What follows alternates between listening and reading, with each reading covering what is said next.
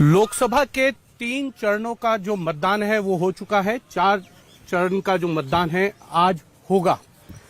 इस वक्त हमारे साथ हैं देश के प्रधानमंत्री नरेंद्र मोदी। पिछले 2 चुनाव में मुद्दे कुछ भी हो, लेकिन केंद्र में प्रधानमंत्री नरेंद्र मोदी ही रहे हैं और इस बार भी प्रधानमंत्री नरेंद्र मोदी इस चुनाव के केंद्र बिंदु बने हुए हैं। सर, 3 चरणों के चुनाव हो चुके हैं, चौथे चरण के लिए आज मतदान है। उत्तर प्रदेश और बिहार में जो आपको समर्थन मिल रहा है, इसको आप भविष्य में एनडीए के लिए कैसा देखते हैं? पहले तो मैं करेक्ट करना चाहूंगा कि इस चुनाव के केंद्र बिंदु में न प्रधानमंत्री है न नरेंद्र मोदी है।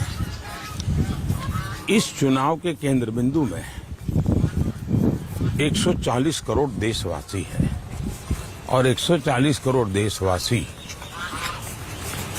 ही केंद्र बिंदु में होने चाहिए। यही तो लोकतंत्र का सबसे बड़ा तकाजा है। और उसको मैं थोड़ा विस्तार से कहूंगा तो मैं ये कहूंगा कि ये एक प्रकार से किसान, महिला, युवा में भी फर्स्ट टाइम वोटर, ये सब बहुत बड़ा प्रभाव पैदा कर रहे हैं। मैं देख रहा हूं इस चुनाव में ये सारे लोग बहुत ही प्रोएक्टिव है और वे प्रोएक्टिव होने के नाते काफी अच्छी तरह इसमें मतदान भी कर रहे हैं, सकारात्मक मतदान कर रहे हैं, निर्णायक मतदान कर रहे हैं। जहां तक 3 चरण का सवाल है, मैं साफ देख रहा हूं कि देश की जनता के लिए 400 पार ये नारा नहीं है, 400 पार ये हकीकत है। पहले 3 चरण में साफ हो चुका है। आज चौथे चरण का मतदान चल रहा है और मुझे पूरा विश्वास है कि लोग गर्मी कितनी ही क्यों न हो, देश का भविष्य सुनिश्चित करने के लिए प्रतिबद्ध हैं और ऐसे सभी प्रतिबद्ध नागरिक अवश्य ही मतदान करेंगे, पक्का करेंगे और भारतीय जनता पार्टी और एनडीए की एक मजबूत सरकार फिर से बनाएंगे। सर, कई विपक्षी दल ये कह रहे हैं कि 400 सीटें एनडीए को नहीं आएंगी, भारतीय जनता पार्टी को जो है 370 सीटें नहीं आएंगी। राहुल गांधी ने एक चुनावी सभा में ये कह दिया कि इस बार प्रधानमंत्री नरेंद्र मोदी जो हैं वो 24 में पीएम नहीं बनेंगे। इसको किस प्रकार देखते हैं? 2 चीजों को 2 हिस्से करते हैं। अब तक वो ये कह रहे थे कि भारतीय जनता पार्टी 400 पार नहीं कर पाएगी और मैं उनकी इस चर्चा का स्वागत करता हूं, क्योंकि उनको ये लग रहा है हो सकता है 399 हो, उनको लगता है हो सकता है 398 हो, इसलिए उनका भी बेंचमार्क 400 है, हमारा भी बेंचमार्क 400 है और हमको लगता है हम 400 पार करेंगे, वो कहते हैं 400 पार नहीं करेंगे। तो इतना ही फर्क है। जहां तक प्रधानमंत्री बनेंगे कि नहीं बनेंगे, आप देख लीजिए 2013-14 के उनके भाषण सुन लीजिए, 2019 के उनके भाषण सुन लीजिए और हर बात उनके क्लेम देख लीजिए। एक तरफ मेरे क्लेम देखिए, एक तरफ उनके क्लेम देखिए। मैं कहता हूं इनके सबसे बड़ा नेता पार्लियामेंट नहीं लड़ेंगे, राज्यसभा से रास्ता खोदेंगे। मैं कहता हूं वो वायनाड से भागेंगे और मतदान के बाद दूसरी सीट तलाशेंगे। मैं कहता हूं कि वो अमेठी में भी उनकी कदम रखने की ताकत नहीं है। मेरे सारी जो मैंने कहा है सही निकला है। उन्होंने कहा था अगर मैं बोलूंगा तो भूकंप आ जाएगा, पार्लियामेंट में तो कभी भूकंप आया नहीं। तो वो हमेशा ये बोलते रहते और उनके मन में इच्छा है कि चाय वाले का बेटा ये प्रधानमंत्री बन कैसे सकता है। और वो भी अब उनके दिमाग में अभी भरा पड़ा है कि इस देश में अगर ये इंसान तीसरी बार प्राइम मिनिस्टर बन गया फिर तो इंदिरा जी का भी नाम नहीं रहेगा। ये नेहरू जी की बराबरी का हो जाएगा, क्योंकि नेहरू जी अकेले थे, तो उनको एक हर चीज में वो अपने परिवार को देखते हैं, डर दिखता है कि उनके परिवार से आगे कुछ नहीं होना चाहिए। इस देश में अब ऐसी कोई घटना नहीं होनी चाहिए जिसके कारण उनके परिवार का एक भी व्यक्ति नीचा दिखे। वो राफेल भी इसलिए उठा रहे थे क्योंकि वो बोफोर्स को धोना चाहते थे। उनको राफेल में इंटरेस्ट नहीं था, वो बोफोर्स को धोना चाहते थे, पाप को धोना चाहते थे। और इसलिए उनके सारे नैरेटिव में बैक ऑफ द माइंड उनके परिवार की हिस्ट्री पड़ी हुई है, और वो उसी पे ओवर कॉन्शियस है। उनके दिमाग में न देश है न समाज है। सर, सर्जिकल स्ट्राइक को लेकर कांग्रेस के बहुत से नेता सवाल उठा रहे हैं और इसको लेकर बयानबाजी भी कर रहे हैं। क्या आपको लगता है कि अभी भी सर्जिकल स्ट्राइक एक बड़ा मुद्दा है? पहले सर्जिकल स्ट्राइक की चर्चा तो बहुत हो चुकी है। कांग्रेस के माइंड को समझिए। कांग्रेस का माइंड क्या है? वे इस देश के सेना अध्यक्ष को गली का गुंडा कहें, अपने कार्यकाल में सेना को दुर्बल बनाने के लिए जो कुछ भी कर सकते हैं करें।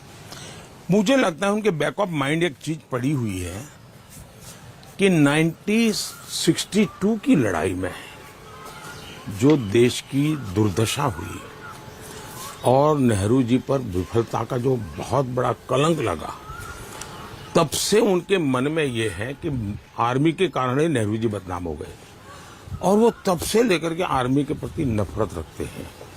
आप श्याम मानेक शाह की किताब देखोगे तो उसमें भी ये चीजें दिखती हैं कि उनके मन में वो गुस्सा अभी भी प्रकट हो रहा है। तो उनके मन में 62 का जो चाइना के साथ लड़ाई में नेहरू की जो विफलता रही, उसके बोझ के तरह ये परिवार दबा हुआ है, और इसलिए वो लगातार आर्मी को गाली देने के रास्ते खोजता रहता है। सर, आप प्राण प्रतिष्ठा के कार्यक्रम में गए, राम मंदिर में गए, 2 बार हो आए। विपक्ष राम मंदिर को लेकर अभी भी सवाल उठा रहे हैं सर। क्या अभी भी ऐसा है? अभी उनके एक सलाहकार जो 30 साल तक उनके मुख्य सलाहकार रहे इस परिवार के, उनका बयान आया है। उन्होंने कहा है कि इनका तो विचार जिस दिन जजमेंट आया था उसी दिन तय था कि जैसे शाहबानू के जजमेंट को उन्होंने उलट दिया, वैसे ही राम मंदिर के जजमेंट को उलट दिया जाएगा और रामलला को फिर से टेंट में भेज करके ही रहेंगे। मोदी समझता क्या है अपने मन में, ये भाव पड़ा है, और इसलिए वो रामलला को टेंट में भेजने का मन बना के बैठे हुए हैं, और इसलिए वो किसी भी हद तक जा सकते हैं। और उनके वोट बैंक की राजनीति के लिए शायद ये बहुत जरूरी लगता है उनको। सर, क्या अभी भी ये राजनीतिक मुद्दा है? वो बनाना चाहते हैं इसको? बनाने का तो उनके दिमाग में कुछ होता ही नहीं है, बर्बाद करने का ही होता है हमेशा, और इसलिए वो बर्बाद करने के मूड में है। सर,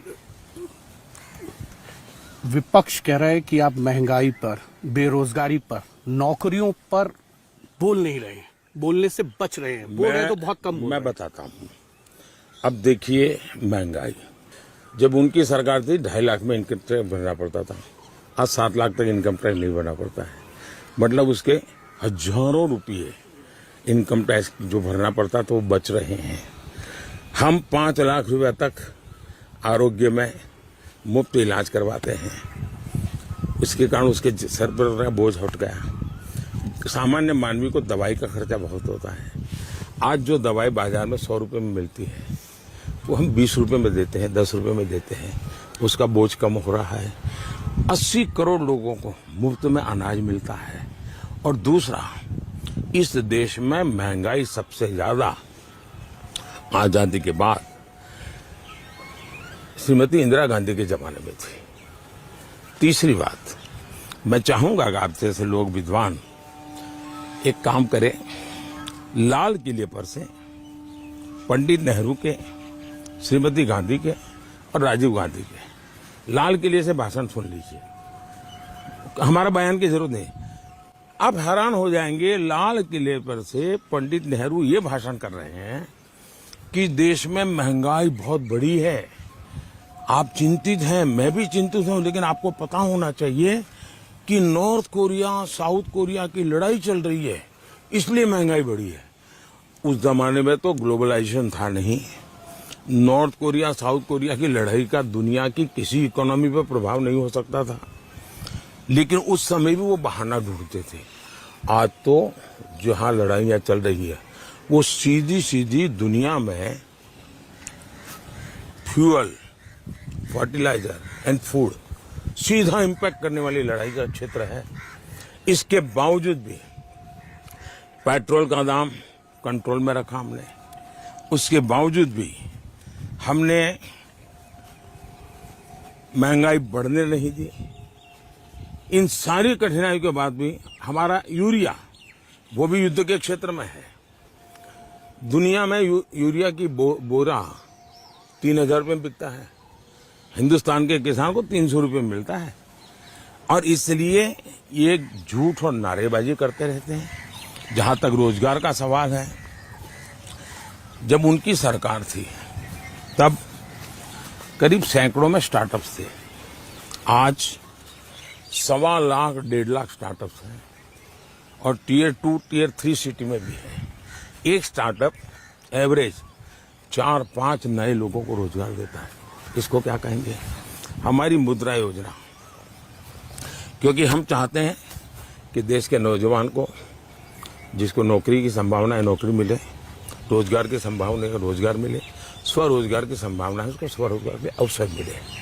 हमने मुद्रा योजना लाई, करीब 42 करोड़ लोन्स उसमें पास हुई है, करीब 28 लाख करोड़ रुपया, हो सकता है मेरे आंकड़े इधर उधर हो, 25 से 28 लाख करोड़ रुपया उनको डिस्पर्स किया गया बिना गारंटी। और इसमें 70% से ज्यादा फर्स्ट टाइमर है और हर व्यक्ति कम से कम 2 लोगों को रोजगार देता है। दूसरा, सरकार ने लाखों लोगों को रोजगार दिया है, लाखों लोगों को रोजगार दिया है। दूसरा, ये लोग जब राज्य के अंदर आंकड़े देते हैं तो कहते हैं कि हमने इतना रोजगार दिया, तो ऐसा तो कैसे हो सकता है भाई कि एक राज्य में रोजगार मिला लेकिन देश में नहीं मिला? कोई राज्य देश के बाहर तो है नहीं। तो ये झूठ बता रहे हैं, उनके पास कोई मुद्दा नहीं है। लेकिन इसके बावजूद भी मैं कहता हूं कि देश में लगातार हमने रोजगार के लिए, स्वरोजगार के लिए लगातार हम प्रयास कर रहे हैं, अच्छे प्रयास कर रहे हैं। लेकिन वो पुराने जमाने वाली चीजों से अब चीजें बाहर आए। जैसे स्पोर्ट्स एक ऐसा क्षेत्र खुल रहा है, महिलाएं, जैसे हम 1 करोड़ लखपति दीदी बनाया, अब हम 3 करोड़ लखपति दीदी बनाने जा रहे हैं। और बिना काम तो होता नहीं है। रोड्स, हाईवेज पहले से डबल बन रहे हैं तो कोई तो काम करता होगा। रेलवे पहले से डबल बन रही है, कोई तो काम करता होगा। 4 करोड़ घर बने, किसी ने तो काम किया होगा, किसी के तो जेब में पैसा आया होगा। और इसलिए ये इतना झूठ नैरेटिव चला रहे हैं। और दुर्भाग्य है कि जो बोलते हैं उनको कोई सवाल नहीं पूछता है। उनको पूछो भाई आप बेरोजगार हो गए पॉलिटिकली, इसलिए सारी दुनिया को बेरोजगार क्यों कहते हो तुम? सर, एक सवाल अंतिम है।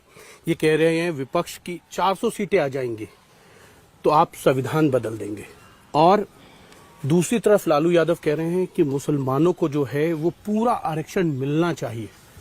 इसको किस तरीके से आप देखते हैं? देखिए, पहली बात यह है कि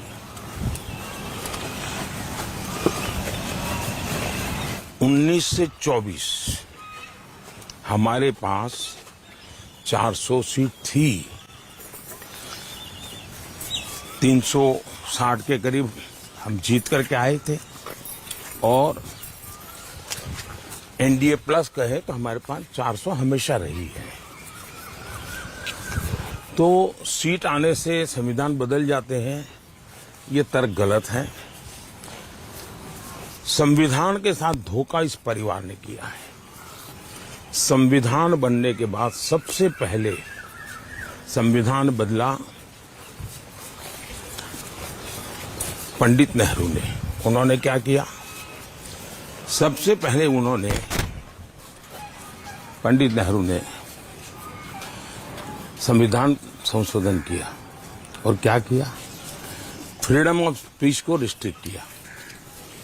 फिर इनकी बेटी आई इंदिरा जी ने क्या किया? आपातकाल लगा दिया। कोर्ट के जजमेंट को उन्होंने नकार दिया। उनका चुनाव रद्द हो चुका था। संविधान के साथ धोखा उन्होंने किया। फिर उनके बेटे आए राजीव गांधी जी। उन्होंने क्या किया? उन्होंने आकर के भारत के मीडिया को कंट्रोल करने के लिए एक बिल लाए। देश के मीडिया ने और देश के विपक्ष ने बहुत बड़ा होहल्ला किया तो बच गए, लेकिन तब वो संविधान की भावना के खिलाफ करने गए। उनके बेटे शहजादे, उन्होंने क्या किया? संविधान की कोख से जन्मी हुई सरकार होती है और सरकार की कैबिनेट वो संविधान के अधिष्ठान पर होती है। कैबिनेट ऐसी हवा में नहीं होती।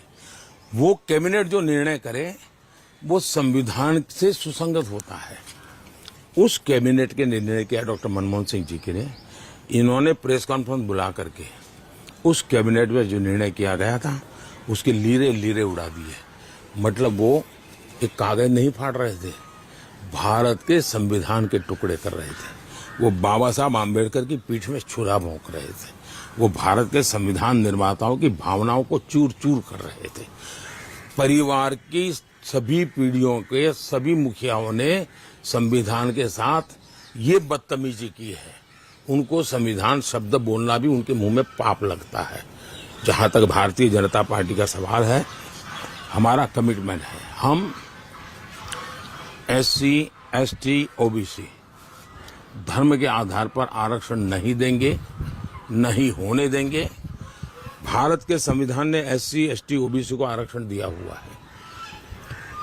संविधान की मूल भावना के खिलाफ हम होने नहीं देंगे। दूसरा, संविधान सभा की भावना थी कि वो किसी भी हालत में वे धर्म के आधार पर देश में आरक्षण स्वीकार नहीं करेंगे। बाबा साहब आम्बेडकर का मत था कि संविधान में धर्म के आधार पर आरक्षण नहीं हम रख सकते हैं। तो जो बाबा साहब आम्बेडकर ने कहा, जो संविधान सभा ने कहा, जिसके प्रति हमारी श्रद्धा है, हम उसको बरकरार रखने के लिए मेहनत कर रहे हैं। लेकिन जैसे वो पिक पॉकेटर होता है ना, वो किसी का जेब काटता है, फिर चिल्लाता है, अरे वो चोर चोर चोर, और कोई दूसरा भागता है और ये माल लेकर के फिर धीरे से निकल जाता है। तो ये लोग चिल्ला इसलिए रहे हैं कि उनके इरादा है कि धर्म के आधार पर आरक्षण करने का, और इसलिए वो चिल्ला रहे हैं जी, और हम ये होने नहीं देंगे। चलिए, बहुत अच्छा लगा मुझे। बहुत बहुत धन्यवाद सर। बहुत बहुत धन्यवाद सर भैया। आपने आज तक के लिए इतना समय दिया दर्शकों के लिए, अपने व्यस्त समय में से। बहुत बहुत धन्यवाद सर।